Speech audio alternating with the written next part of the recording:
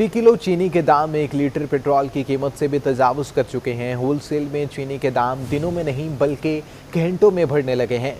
फी kilo चीनी 140 रुपये तक पहुंच गई। चेयरमैन होलसेल ग्रोसरीज एसोसिएशन कहते हैं कि बरवक्त इकदाम न होने पर चीनी 160 रुपये तक पहुंचने का खदशा है। चीनी की कीमत दिनों में नहीं बल्कि घंटों में बढ़ने लगी। 1 किलो चीनी के दाम 1 लीटर पेट्रोल की कीमत से भी तजावज़ कर गए। होलसेल ग्रोसर एसोसिएशन के चेयरमैन अब्दुल रऊफ इब्राहिम का कहना है कि शुगर मिल सप्लाई को जवाब बनाकर कीमतों में मुसलसल इजाफा कर रही हैं। 20 से 22 रोज में 1 किलो चीनी के दाम में 40 रुपए तक इजाफा बहुत ज्यादा है। जेन्युइन जो डीलर हैं शुगर को उनको दी जाए, जिसमें मिडिल मैन का किरदार खत्म हो जाए। अब ये जो माहौल बन रहा है, जिस तरीके से बढ़ रही है, सेकंडों में बढ़ रही है, तो ऐसा लग रहा है कि ये 160 के करीब चीनी पहुंचेगी। शहाबुद्दीन होलसेल मार्केट के सदर मोहम्मद असलम का कहना है कि होलसेल में चीनी 16 रुपए तक महंगी हो गई है। 1 किलो चीनी 124 रुपए से बढ़कर 138 से 140 रुपए फी किलो तक पहुंच गई है। कल हो गई थी ये 133 रुपए तक, लेकिन अब जो आवाज़ें आ रही हैं वो आ रही हैं 140 रुपए। इसकी मेन वजह ये है कि मिल मालिकान शुगर वाले जो हैं वो नई साल के लिए कलेक्शन शुरू नहीं कर रहे हैं। अगर वो नए साल के लिए गन्ना की शुगर शुरू कर देंगे तो हम कम हो जाएंगे। चीनी की कीमतों में तेजी से इजाफे पर आवाम भी हुकूमत पर बरस पड़ी। वो अपना प्रॉफिट ले रहा है और वो कोई पूछने वाला नहीं है। पाकिस्तान में, पाकिस्तान का अल्लाह ही हाफिज है। बहुत महंगा सब चीज़, चीनी महंगा है, आटा महंगा है, तेल महंगा है। भाई इसमें है कि आम लोग को रिलीफ मिले ना। ये इन्होंने यहाँ पे रिलीफ दे के जो है ना आंखों में धूल झोंकने वाली बात है कि आंखों में एक मट्टी डाल दी कि जी यूटिलिटी स्टोर पर चले जाओ। क्यों? आपने वोट यूटिलिटी स्टोर से लिया था। किस चीज़ को फेस करें और ऑफिस से आगे लाइनों पे लगे, इधर लगे, इनका भी ख्याल करें ना। होलसेलर्स का कहना है कि जब तक गन्ने की क्रशिंग शुरू नहीं होगी तब तक चीनी की कीमतों में कमी नहीं आएगी। अमेरिका में खाम तेल के ज़खायर मुसलसल 6 हफ्ते से बढ़ने पर आलमी मार्केट में खाम तेल की कीमतों में 2 रोज़ में 4.5% तक कमी आ गई है। अमेरिकी खाम तेल $80.25 और बेंचमार्क लंदन ब्रेंट $81.68 फी बैरल तक गिर गया।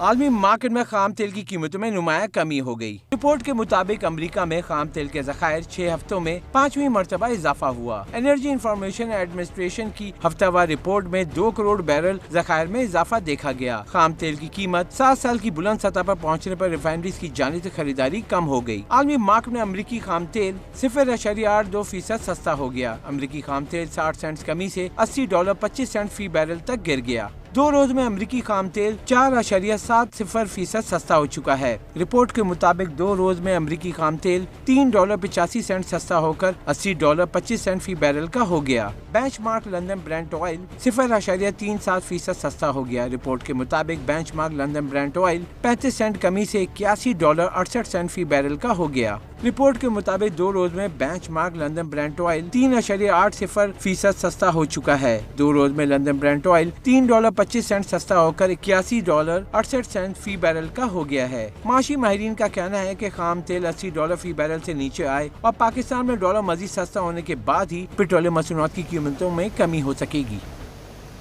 All Pakistan cement manufacturers association का कहना है कि सीमेंट की पैदावारी लागत में मुसलसल इजाफा, रुपए की कदर में कमी सीमेंट इंडस्ट्री के लिए एक बड़ा खदशा है। अक्टूबर में सीमेंट की मजमूई फरोख्त में 9% से ज़ायद कमी हुई। अक्टूबर में सीमेंट की बड़ी बरामदात 20.09% कमी के बाद 6,11,000 टन रह गए।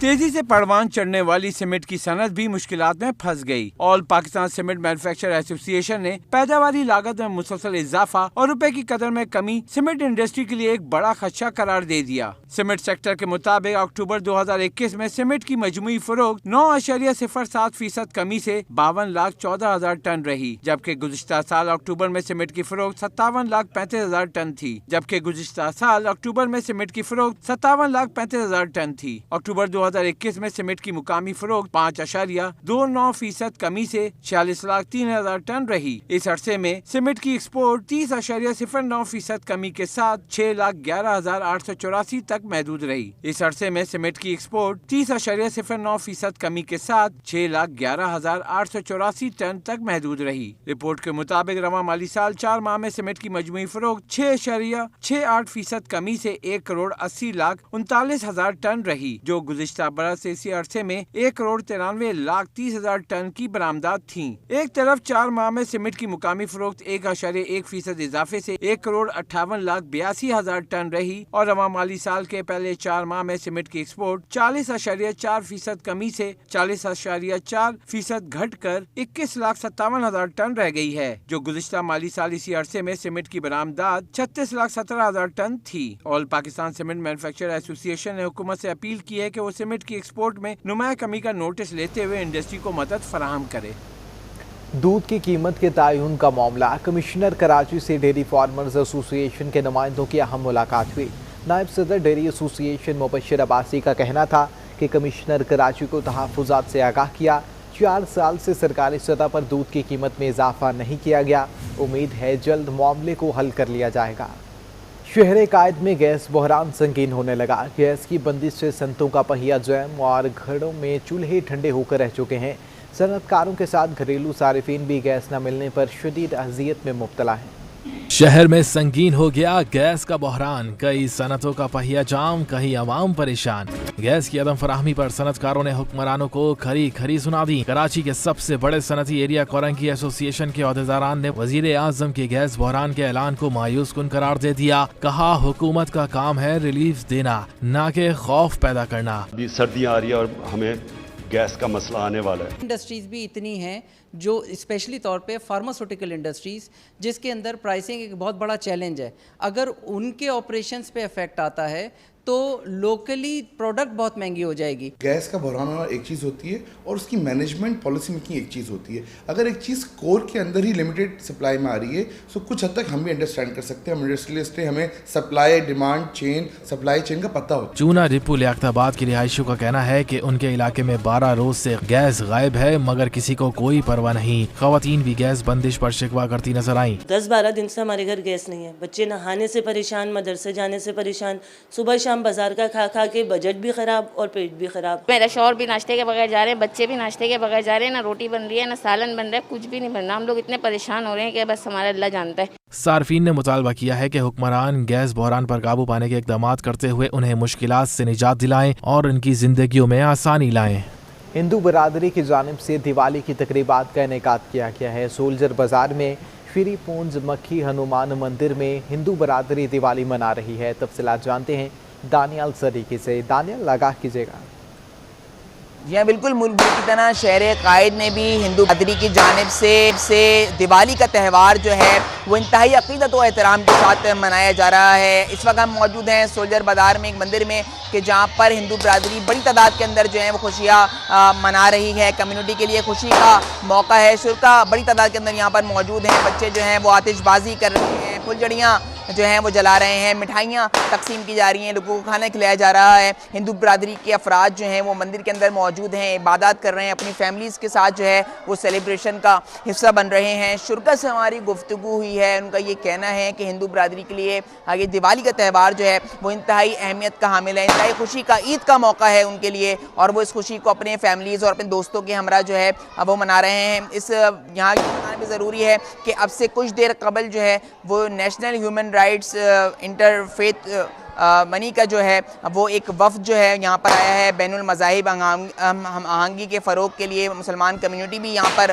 मौजूद है कि जिन्होंने जो यहाँ पर मंदिर के जो बुज़ुर्ग रहनुमा हैं उनको जो है वो गुलदस्ता पेश किया है, उनके इस्तक़बाल के लिए उनको जो है नेक तमन्नाओं का इज़हार किया है। और उनका यही कहना है कि इस्लाम जो है वो अमन का दर्ज देता है, लिहाजा आज वो मंदिर के अंदर हिंदू बरादरी के साथ जो है वो अमन का पैगाम लेकर आ गए हैं। हिंदू बरादरी पूरे शहर के अंदर जो है वो इंतहाई आराम और अमन के साथ जो है वो अपना मजहबी। ठीक है, बहुत शुक्रिया आपका तफसीलात से आगाह करने के लिए। सिंध काबीना ने कचरे से बिजली बनाने के लिए बेस्ड टू एनर्जी पॉलिसी की मंजूरी दे दी है।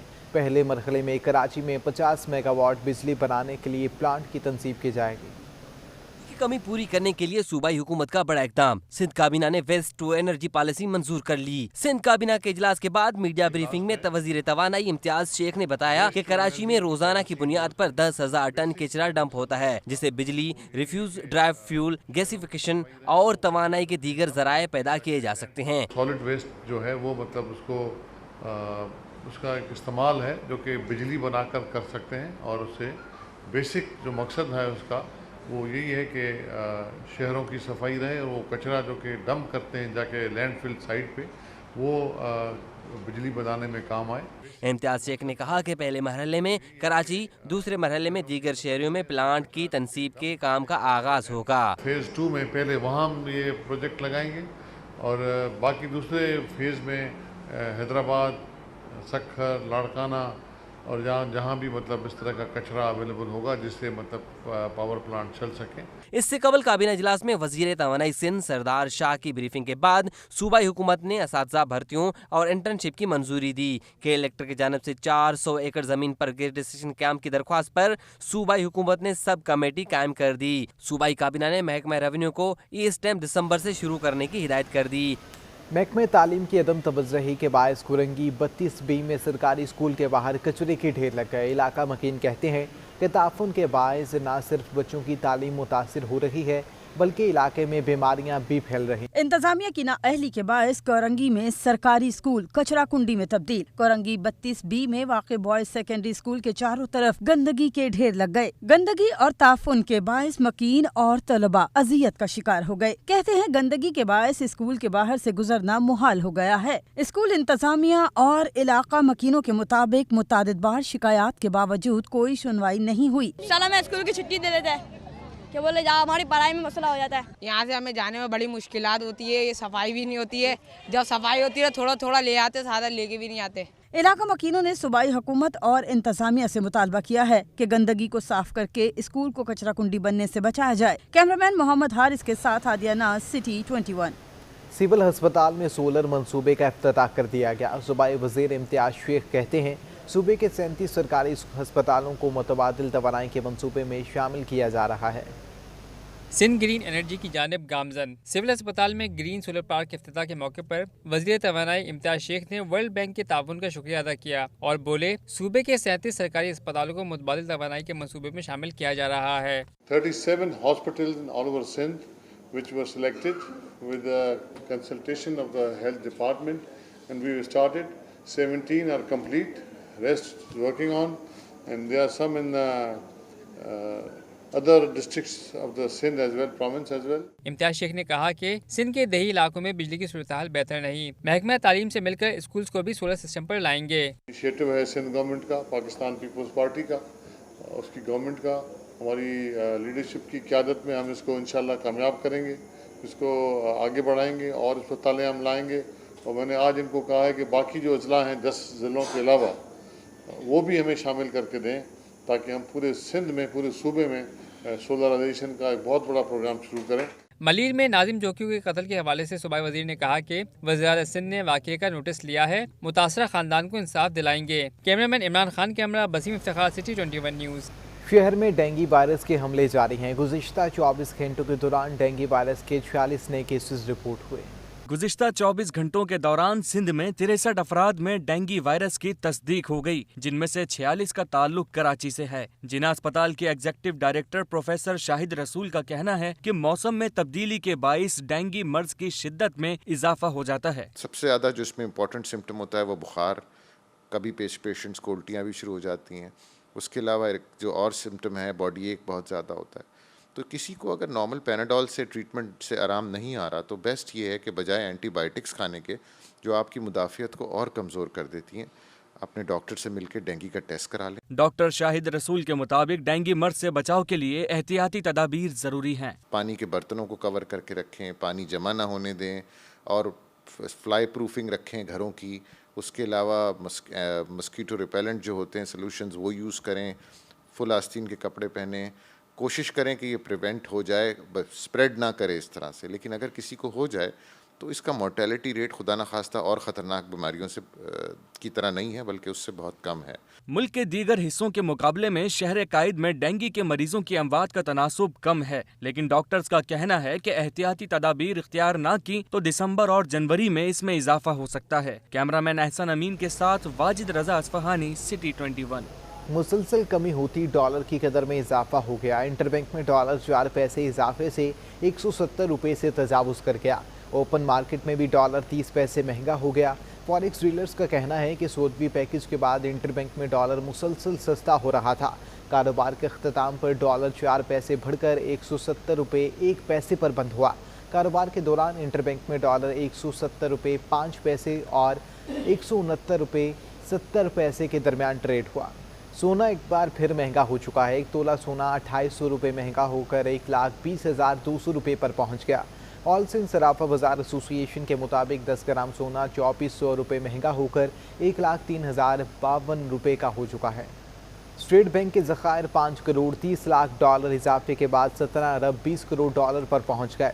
स्टेट बैंक ऑफ पाकिस्तान के मुताबिक 29 अक्टूबर तक स्टेट बैंक के ज़खायर में 5 करोड़ 30 लाख डॉलर का इजाफा हुआ, जिससे मरकज़ी बैंक के ज़खायर बढ़कर 17 अरब 20 करोड़ डॉलर हो गए हैं। मरकज़ी बैंक का कहना है कि 29 अक्टूबर तक कमर्शियल बैंकों के ज़खायर 6 करोड़ 10 लाख डॉलर कमी से 6 अरब 72 करोड़ डॉलर रह गए। स्टॉक एक्सचेंज में मस्बत रुझान 100 इंडेक्स से 186 पॉइंट्स इजाफे से 47,229 की सतह पर बंद हुआ। स्टॉक मार्केट में 15 अरब 98 करोड़ रुपए मालियत के 56 करोड़ शेयर्स का कारोबार किया गया। शेयर्स की कीमत बढ़ने से मार्केट कैपिटलाइजेशन 35 अरब रुपए इजाफे के बाद 8,090 अरब रुपए से तजावुज़ कर गई। कराची में जारी 15वें chief of naval staff international squash championship जारी है। गैर मुल्की खिलाड़ियों ने पाकिस्तान की सिक्योरिटी पर भरपूर एतमाद का इजहार कर दिया। मनाजिर हैं रोशन खान जहांगीर खान स्क्वाश कॉम्प्लेक्स कराची के, जहां 15वीं chief of naval staff squash championship के मुकाबले जारी हैं।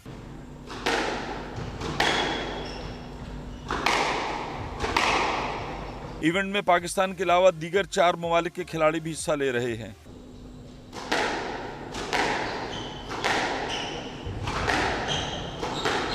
मेहमान खिलाड़ियों ने पाकिस्तान में सिक्योरिटी इंतजामात को सराहा और कहा कि बेहतरीन मेहमान नवाजी मिली। I feel comfortable.